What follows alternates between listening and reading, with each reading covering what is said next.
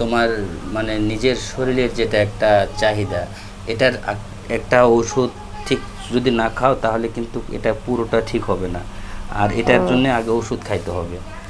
এটা ওষুধ খেতে হবে না? হ্যাঁ, যদি তোমার স্বামীর মন মতো যদি তুমি না কিছু করতে পারো, তোমার স্বামীর ভালোবাসা যদি যোগাইতে না পারো, তাহলে তোমার স্বামী তো তোমার সাথে সবসময় ঝগড়া গন্ডগোল লাগেই থাকবে, সবসময় ঝগড়া করতেই থাকবে। এটা কি তোমার জন্য ভালো না খারাপ বলো? হ্যাঁ। আমি তো রাবিয়া, রাবিয়া। হ্যাঁ, আচ্ছা বলুন, আপনি আসছিলেন কি কি জন্য আসছিলেন বলেন তো? আমি সেই দিন গেছিলাম, আপনার তো মানে অনেক বেশি রোগীর সিরিয়াল ছিল, তো আপনি তো আমার এই সময়ই দেন নাই, বলছেন যে পরে যাইতে। তো পরে তো আর সময় হয় নাই আমারও। আজকে তাই ভাবলাম যে ফোন দিই, ফোন দিয়ে তারপরেই যাবো নি। কারণ হুটহাট যাব, গেলে যদি আবার আপনি বিজি থাকেন, তো শুধু শুধু যাওয়া সমস্যা না, এর জন্য আর কি। ও এই কথা।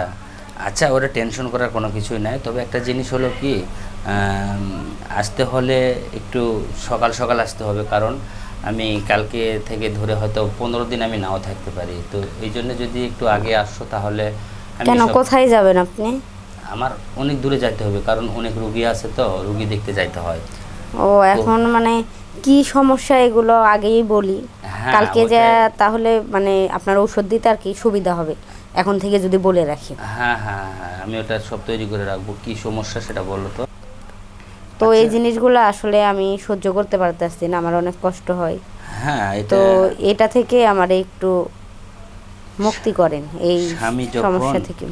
স্বামী যখন এরকম একটা কিছু হয়, তাহলে অবশ্যই সেটা খারাপ হওয়াটাই স্বাভাবিক, কারণ স্বামীর কাছে বউ কখনো ভালো হতে পারে না, আর বউ কখনো স্বামীর কাছে ভালো হতে পারে না। তো না আপনার না, ও কোনো, আমারে আগে অনেক ভালোবাসতো, ইদানিং 3 মাস ধরে এমন করে। কিন্তু আগে বিয়ের পর পর আমাদের রিলেশনের বিয়ে না, ও আমারে সব সময় অনেক ভালোবাসতো, সব সময় আগলে রাখতো। আপনি কিন্তু মানে আপনার মনের মতো করে স্বামীটা আসলে পান নাই, এই জন্যে আপনার স্বামীর সাথে আপনার সবসময় ঝগড়া গন্ডগোল লেগেই থাকে। কথা না। ঠিক আছে? হ্যাঁ, কথা ঠিক আছে? কথা ঠিক আছে।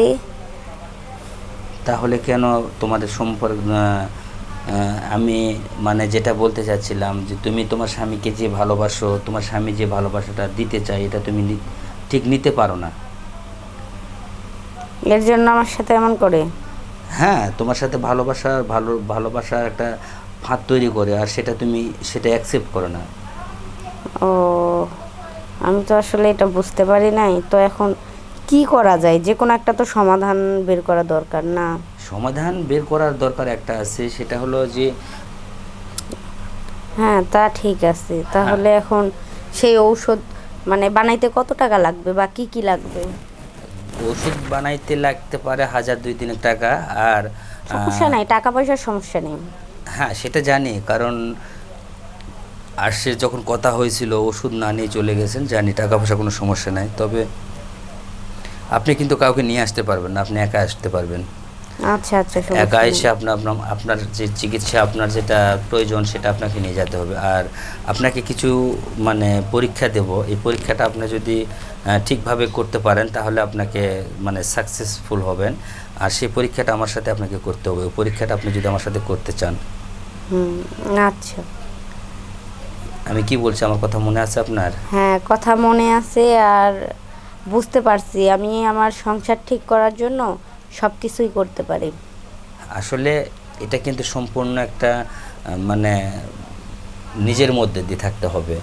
আর এখানে কেউ জানবে না, কেউ বুঝবে না। যদি সবাইকে জানিয়ে যদি কোনো কাজ করা হয় তাহলে কিন্তু সেই কাজের কোনো ফল আসবে না। আর এটা বললে, মানুষকে বললে কিন্তু মানুষ অনেকটা খারাপ ভাববে, কারণ এই যুগ কিন্তু এখন কবিরাজকে বেশি বিশ্বাস করে না, এটা জানা আছে।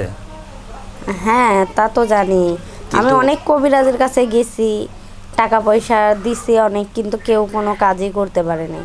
এই কিন্তু 3 মাসে বহুত কবিরাজের কাছে গেছি, কিন্তু কিন্তু লাস্ট কবিরাজেরা, টাইম মনে করেন আপনার ঠিকানা পেয়ে আপনার কাছে গেছি। হ্যাঁ, শুনছি আপনি নাকি অনেক ভালো, তাই। কিন্তু কবিরাজেরা কিন্তু কোনোদিন মানে ফাউল করে না বা কোনো ভেজাল করে না, ঠিক আছে? হুম। আর এই ভেজালটা কিন্তু আমি কখনো করতেও দেব না বা করবও না।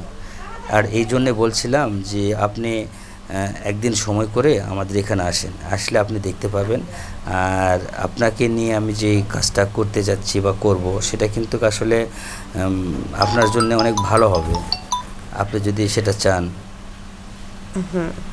কি ব্যাপার, আপনি ফোনে কথা বলছেন না কেন, সমস্যা? না না, বাড়ি থেকে ফোন দিছে তো। বাড়ি থেকে ফোন দিছে আপনাকে? তো বাড়ির কথাটা বলেন আগে। পরে বলবো, কেন? আপনার সাথে কথা শেষ করে তারপর। ও, বাড়ির থেকে আগে কথা বলবেন তারপরে? আচ্ছা, বাড়ির কথাটা শেষ করেন। আর আর দ্বিতীয় কথা হলো, আমি কিন্তু আপনাকে যেটা বলছি, হ্যাঁ, আপনি সব কথা আমার কথা মানবেন, শুনবেন। আর আপনাকে আমি আগে বলছি, আপনি কিন্তু আসতে হবে। আপনি যদি Okay, না okay. আসেন তাহলে কিন্তু আমি চিকিৎসা দিতে পারবো না, ঠিক আছে? আচ্ছা আচ্ছা, ঠিক আছে, তাহলে আসেন। আর সময় মতো আসেন কিন্তু, ওকে? আচ্ছা, আচ্ছা, আল্লাহ হাফেজ। আল্লাহ হাফেজ।